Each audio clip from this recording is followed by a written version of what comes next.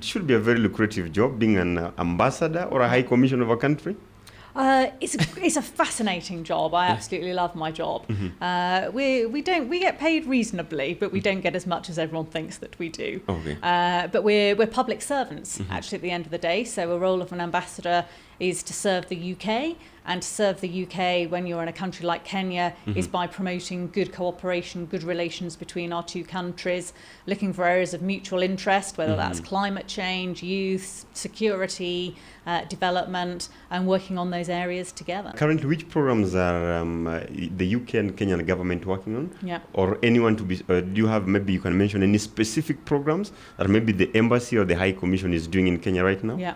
So, I mean, the President Kenyatta, of course, has just been to London, had a great trip there, and signed a 20 billion. Signed, yeah, lots of deals that we need to make sure Kenya and the UK both benefit from. And that's the point of a partnership. You both benefit. It's not one-sided. It's like a marriage should be. You both put something in, you both get something out of it. So, best part of 1 million vaccines will be heading to Kenya. The first batch has already been delivered. The rest will come in the next couple of weeks. So I urge anyone who can to get their vaccine. It's the best way to protect the country, to protect your friends and your family. We've got a whole host of projects on sort of science and tech, youth programs. I have to say some of my favourite are the tech ones. So I was in Kwale a few weeks ago, where with the UK Space Agency, I always get very excited if there's anything to do with space and discovery, and the Space Agency is using satellites to map deforestation.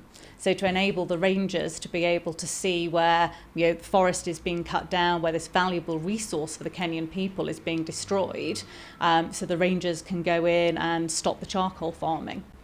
And climate change, of course, definitely is a very big thing for everyone, because COP26 is also happening in the UK later on this year. That is in the early November. You've mentioned youth, you've mentioned different programs which are happening. When President Uhuru Kenyatta came from UK, we saw him the immediate, I think he was given a visit by the Somali Prime Minister. Yes. I saw other people asking, is the Uhuru Kenyatta a messenger? Were there any kind of talks around that, maybe?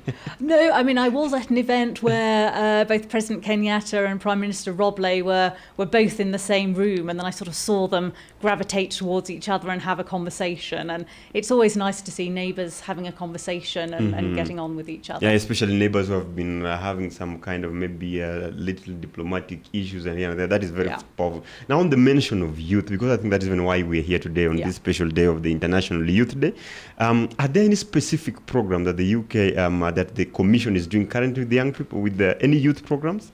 I'm pretty sure the listeners and the viewers are really interested to hear that. Definitely. So we're doing quite a lot with the youth programs, and I'm of course completely blanking because it is far too early at the moment. But we do a lot around sort of science and tech, as I mentioned. So young entrepreneurs. So during COVID, we were partnering some young entrepreneurs with sort of more experienced digital entrepreneurs to help them boost and grow their businesses. We supported Shujaz in the past, of course, which is an amazing organisation. We're partnering with the National Youth Council, for example, on supporting youth under ICT projects, including there'll be some mentoringship things available. No code, I'm really excited about no code. We'll be training 100 people on how to code, so you can help run your business and set up your own website or your own online presence without any sort of overheads or having to buy somebody else in with that expertise. Yeah, I think that there's also the feeling on the ground that most of the young people who benefit from this kind of programs are, let me say, those in the universities or those with the degrees or masters. Is that the case?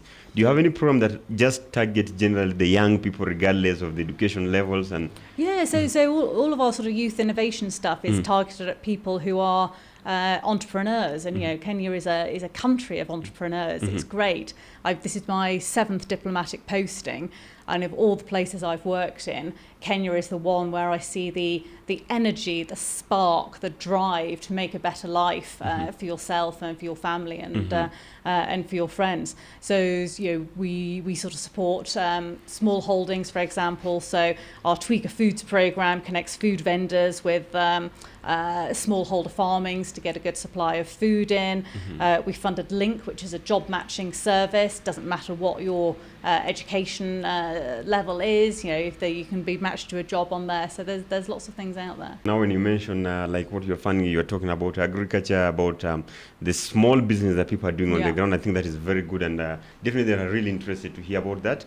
Most of the time, people know that when it comes to embassy, these are places you only visit when you are in your tie, you are in your, you have to appear very formal, and I think so many people now shy away from that. But now away from that conversation, because President Kenyatta's visit to UK was really followed by so many young people here in the country, especially those who are now really beginning to be worried about this whole issue of loans and loans. Have you followed recently the conversation around loans in Kenya? I have, absolutely. And, as one of the biggest development partners, we want to make sure that any loans that Kenya has from the international community, from the World Bank, from the IMF, the International Monetary Fund, are loans that are structured in such a way that they benefit Kenyans and are affordable by Kenya.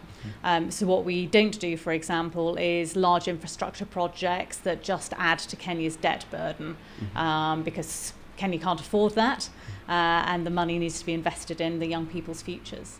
And are you worried about the debt burden? I think there's a lot of concern over the debt burden, absolutely, because the bigger your debt, the bigger your interest payments. It's like your own personal finances, right? As soon as you start to get into debt and you have to pay interest, you don't have as much income, you can't grow, you can't feed your kids. So helping Kenya restructure its debt so that it can afford to balance its books is something that the UK is supporting.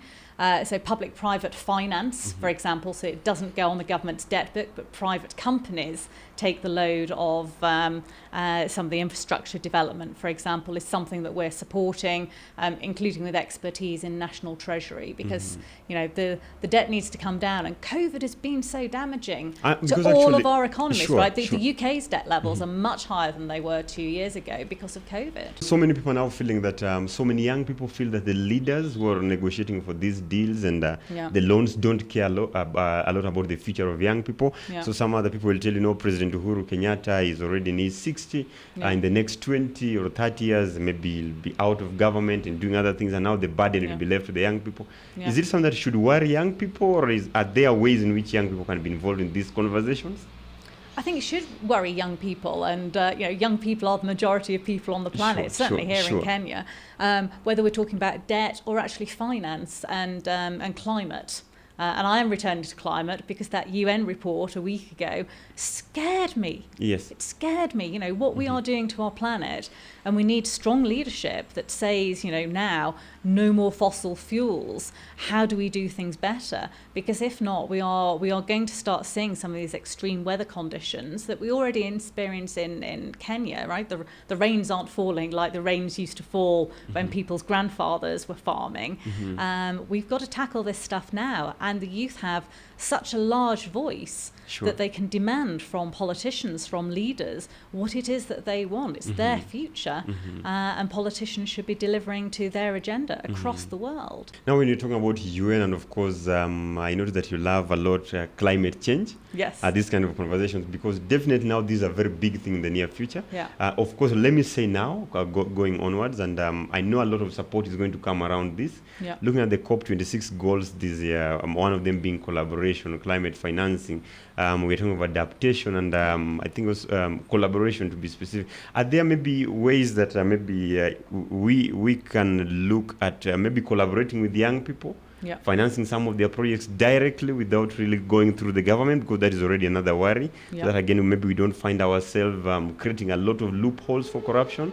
Maybe some money can be directed straight into the business or the initiatives of young people towards curbing climate change.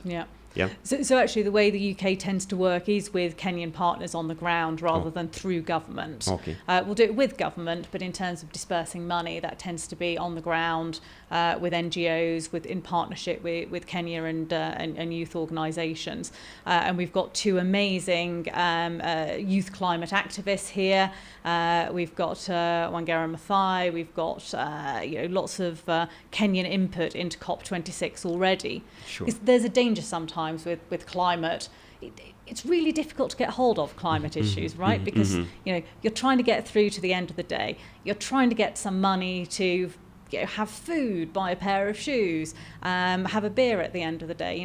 That's what you're focused on. Sure. So actually, these big questions of where does food come from, or fossil fuels, or deforestation, they're too big to get your head round at the end of a day.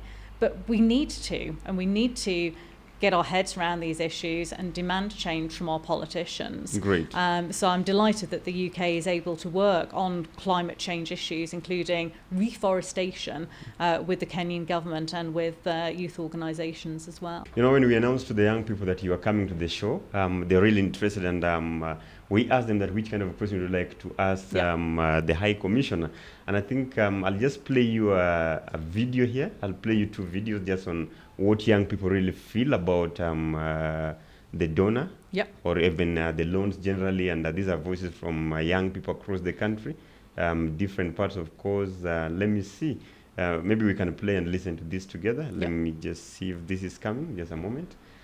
The way that donors should deal with the government, I think there's a lot of money that is being given to the government or to the people who are responsible, who are held responsible to give that money to the youth or to the society. But we find that the money does not get to us, especially the youth. You just hear that there's such an amount that was given so that it can go to the youths, but we don't see the money. So what I think is maybe there should be another procedure that should be followed, or if the organization by itself can walk into the ground, into the villages or to the society and meet with the youth and talk to them directly, and if it's help the youths individually instead of giving the money to, let's say, the leaders, or because the money is given but we cannot see where the money is going. I have a question which I'm going to ask the commissioner about of course, those money that they give. How do they have a certain way that they make sure? Okay, if they give a certain amount of money, is the money used correctly? Like the whole amount, did it go to that certain issue that they wanted to make sure it is catered for? Yes, that's my question. Okay, great. Good questions. Good questions there, right? Yeah, so maybe what do you think, especially on the first one, someone is asking, is it possible just to partner with the young people straight on the ground? Yeah. Rather than, yes. So that's what the UK does, actually. Okay. So a lot of our partnerships are on the ground, but some of it actually doesn't really get seen. So we do quite a lot of partnering with governors and governors' officers around transparency and accountability. So this is exactly the point your listeners were talking about. Where is the money going?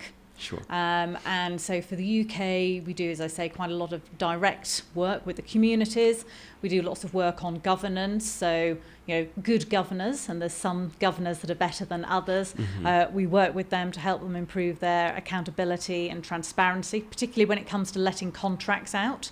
So, does the best, most competitive contract win, or does a different type of contract, which is not best value for money, win, and why? Has money changed hands in order for that contract to win? So the UK is working directly to increase that transparency and accountability. With the big sums of money, so the World Bank, the International Monetary Fund, there are reforms attached to these loans, and it's a difficult one, right? Because Kenya is a sovereign country, and you don't want international donors coming and telling in a neo-colonial way how you're going to spend money that you've borrowed, right? That is neo-colonialist. That's not going to be acceptable to a sovereign country.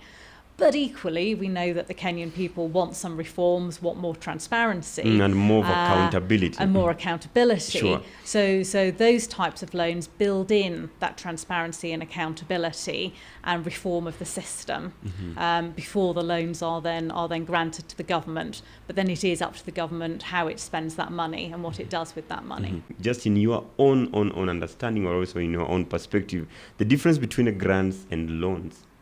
Maybe to the young people are watching, where is exactly the line between grants and loans?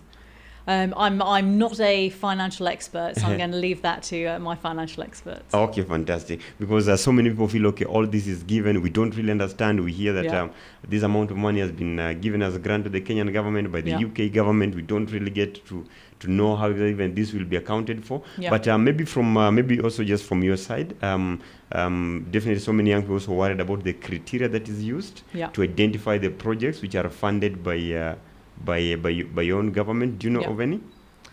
So the criteria are, so we look at a project where there is a need, and then if there's, we'll put out for a tender, and then we'll evaluate those tenders, those companies, those people who want to apply.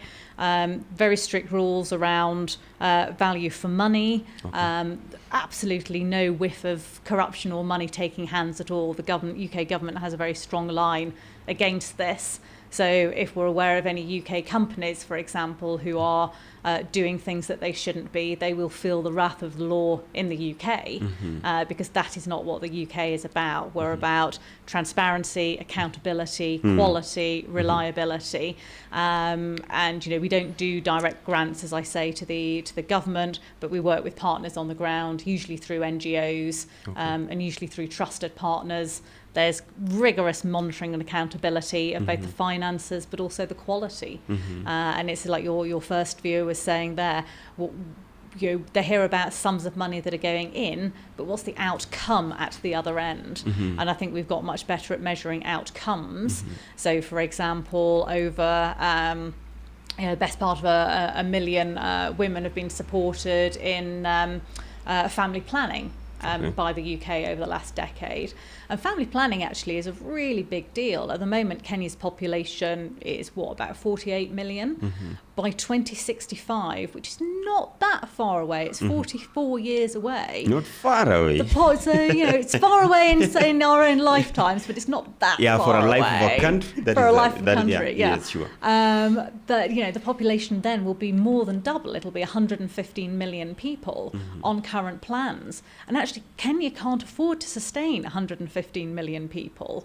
When you look at the levels of unemployment and the need for job creation now, and then more than double that, fundamental things have to change. And one of those is about empowering women and their partners to plan their families. So, they can have the number of kids that they want. And the more economically empowered a family is, actually, the fewer number of children they tend to have. Maybe let's now talk of the issue that is currently at hand, that is the COVID-19, and the kind of support that the UK government has given to Kenya by now so far. So the headline ones are obviously the vaccines. So the first 1 million doses that came, the UK was the biggest contributor of those 1 million doses. We're putting in another 817,000 AstraZeneca doses. So the same sort that we're doing in the UK, the same sort that I've been lucky enough to have myself. So they're arriving at the moment. We're supporting on something that sounds technical called genomic sequencing, but basically we know this virus mutates. So, the virus that is now common in Kenya is the Delta variant, which is more than 200% more transmissible than the original virus. So, so by doing this genomic sequencing, you can see how the virus is mutating and how you need to plan accordingly, and how you need to try and reduce transmission.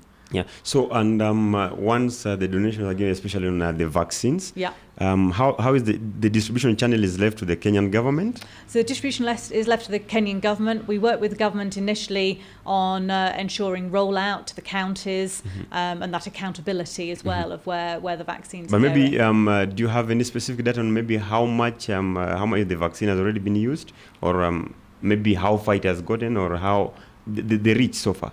I'm going to a vaccine clinic just after this, actually, to see the rollout in some of the informal urban settlements of the rollout of vaccines there. So I'm very much looking forward to that visit. Okay. About the British Council? Yes. It works hand in hand with the office? So it's separate from the British High Commission, but we work closely together, particularly through our support for Kenyan UK people links and our development of the youth together. Because I know most young Kenyans, especially the artists, are really much aware of the British Council. Yes. Any specific opportunities right now for any young Kenyan who is watching, anything that the UK government is currently doing, any kind of programs that maybe a young Kenyan can apply right now and get enrolled in or be part of at the moment? Well, the British Council runs projects all the time. I think they're currently gearing up for their fashion event and showcasing some of the amazing Kenyan fashions in the autumn. So their website always has those details for those who can access it. But the one I'm most excited about is we've just opened the competition for Chevening Scholars. Now, these are people who've already got an undergraduate degree, so it is a small market, but funding Kenyans who've got an undergraduate degree to do a master's in the UK. And the idea of that is that they develop skill sets in the UK and then come back and deploy those in Kenya. But it's not just university graduates who are leaders. Everybody can be a leader of their local community. True. Ahead of 2022 election, are you worried? Are you concerned? Maybe the role of young people, participation. I'm watching with interest. I'm going to say. So I think. I worry that there is the potential for real violence here, and I do worry that some of the rhetoric that we already see, particularly on local radio stations, can be sometimes a bit inflammatory. I think we saw the worrying things that happened in 2007, 2008. Every single person I speak to says we don't want that again. But equally, it's a difficult economic situation. It's easy to pay crowds to get out on the streets. And I think my message to young people would be, you tell the politicians what you want. And use this time now actually to mobilise as communities and say, these are the things that we want. In Kibera, we want refuse collection. On the coast, we need anti-malaria tablets, whatever it is, to just articulate to the politicians at the national and the local level what it is that the local communities want from them. Any specific role that you see office playing ahead of the election? So I think the UK has always been a supporter of free, fair and credible elections here in Kenya. So we work with some of the independent institutions to try and get some credibility and technical expertise. So we don't fund. So, for example, the IBC, we wouldn't fund the IBC, but we would, and we are, working on a technical level to ensure that some of the skill sets are most up to date with best practices across the world. We support things like the Anti-Corruption Court and the Counter-Terrorism Court within the judiciary. So, we see our role as working with Kenya to support its institutions to deliver for the Kenyan people. One of the things we were chatting offline about earlier was the concept of service. And in the UK, I'm a public servant, I'm a crown servant. I deliver the government policies of the day, but I work for the people. And the government works for the people in a democracy because they are the ones who elect them at the end of the day. Supporting free, fair, credible elections with hopefully no, but definitely sort of minimal violence in Kenya is something that the UK is working on. And then it's going to be a very hotly contested election, and even for us as a program here at Shujaz and in my kit, we are really concerned, especially the role of young people in this coming election. Definitely they should turn out as voters, they should turn out as those contesting for seats. Maybe any political education from the High Commission right now, running any kind of civic education or political education to young people? So we're supporting civic education through NGOs and charities and things like that. We don't tend to put the UK brands on it because actually this is by Kenyans for Kenya. We're merely supporting and facilitating. But at the end of the day, registering to vote, turning out to vote, understanding what your vote can do, understanding what the issues are and why they matter are the most powerful things that youth can do. And it's easy to be disillusioned and say it's one vote, it doesn't matter. But all those votes add up. And actually, even if you look at a country like the US, there were 70,000 votes in the difference in two particular areas between Hillary Clinton and Donald Trump in 2016.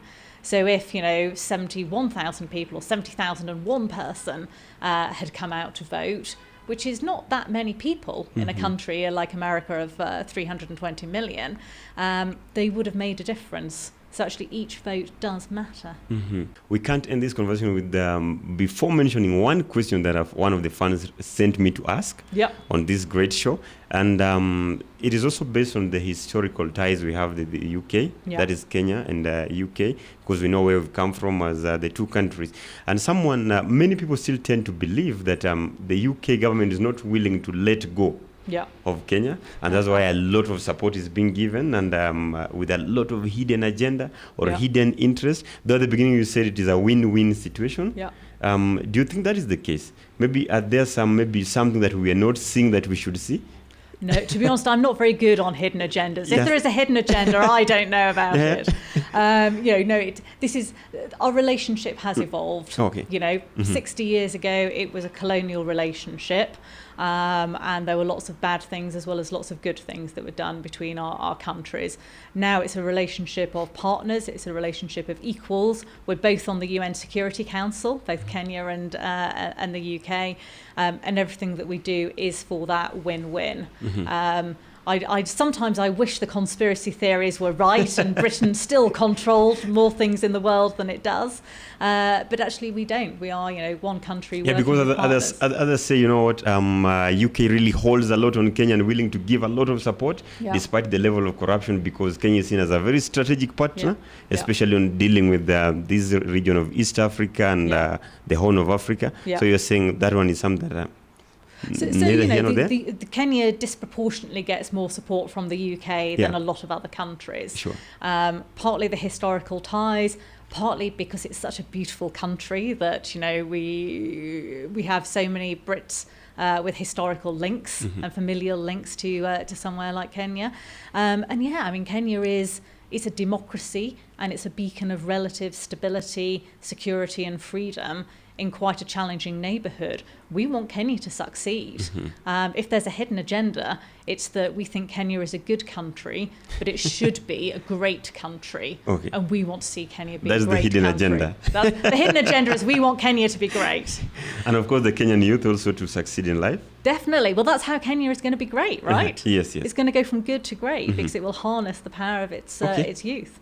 I did think you were going to ask me about my favourite football team, though, as your final question. Yes. So my favourite football team is one that nobody has ever heard of.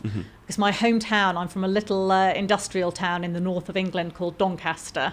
And our home team is called Doncaster Rovers. It has never been in the Premier League, so no Kenyan has ever heard of it. But it's my home team and I love it.